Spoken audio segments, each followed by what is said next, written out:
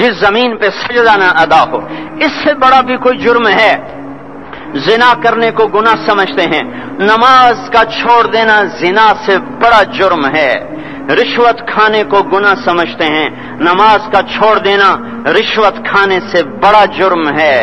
قتل کرنا بڑا گناہ سمجھتے ہیں، نماز کا چھوڑ دینا قتل سے بڑا جرم ہے۔ سجدے ہی کا تو انکار کیا تھا شیطان نے کوئی زنا کیا تھا، کوئی قتل کیا تھا، کوئی شراب پی تھی، کوئی جوا کھیلا تھا، کیا کیا تھا؟ کوئی شرک کیا تھا۔ شیطان سجدے کا انکاری ہوا، ایک سجدے کا انکار کر کے وہ ہمیشہ کے لیے مردود ہو گیا۔